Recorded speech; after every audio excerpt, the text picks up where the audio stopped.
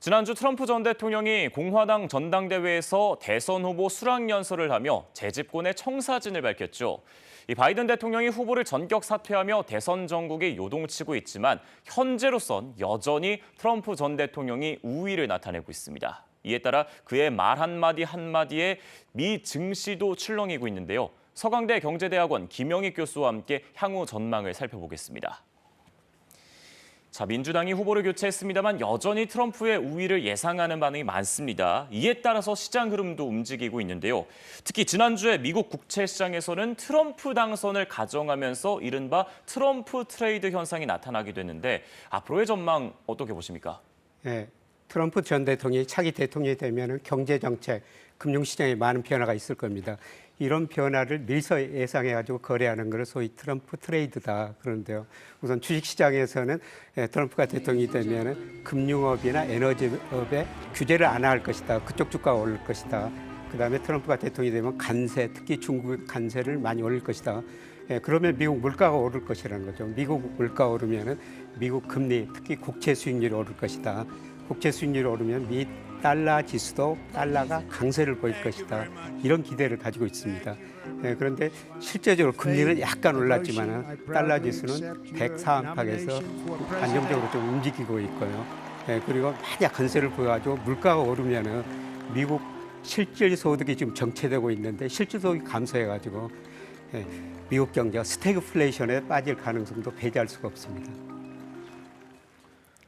특히 반도체주들도 눈에 띄게 영향을 받았습니다. 특히 트럼프가 타이완을 향해서 미국의 반도체를 100% 가져갔다, 방위비를 부담해야 한다 이런 말을 하면서 반도체주가 급락하게 됐는데 앞으로 반도체주는 어떻게 될까요?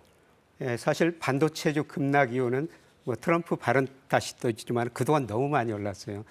특히 올해 들어서 타이완 가권 지수가 28% 올랐고요. 미국 나스닥 지수도 18% 올랐습니다. 우리 주가는 한 5%에 그쳤는데요. 그만큼 기술주, 반도체주들이 많이 올랐다는 거죠. 그런데 이런 트럼프 발언을 계기로 주가 조정 계기를 제공해줬던 것 같습니다. 그러나 따지고 보면 AI는 지금 초기 단계고요. 모든 산업에서 AI를 많이 착용하고 그러려면 반도체 수요가 크게 증가할 수밖에 없습니다.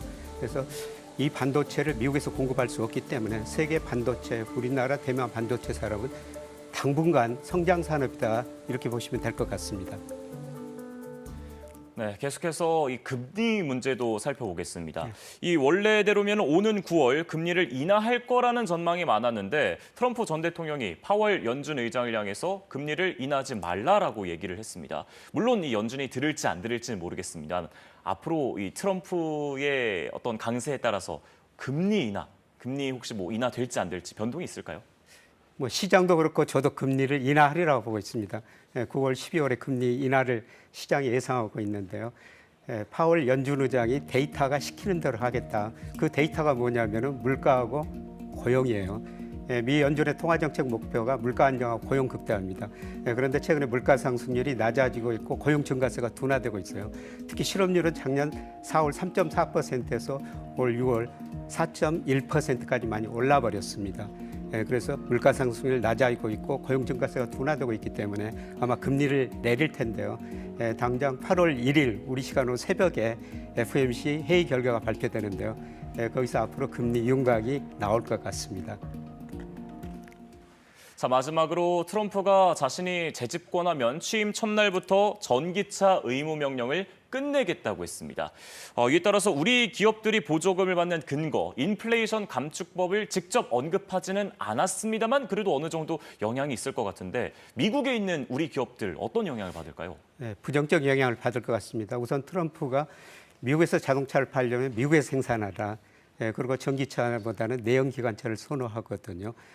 우리 자동차 수출 중 50% 이상이 미국으로 가요. 자동차 관세 부과하면 아마 자동차 수요가 좀 이축될 것 같습니다. 그리고 우리 2차 전지 전기차 업체가 미국에 많이 진출해 있는데요. 보조금을 축소하겠다는 겁니다. 그래서 우리 기업들이 지금 많이 고민하고 있고요. 약간의 그 부정적인 영향을 받는 것 같습니다. 그래서 우리가 다른 시장을 찾아야 되는데요.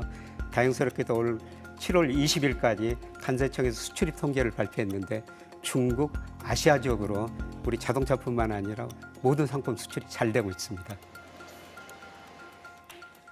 자, 이제 미 대선이 넉 달 정도 남았는데 과연 어떤 인물이 당선되고 또 경제는 어떤 영향을 미칠지 전 세계에 관심이 쏠려 있는 것 같습니다. 월드 이슈 김영익 교수와 함께했습니다. 잘 들었습니다.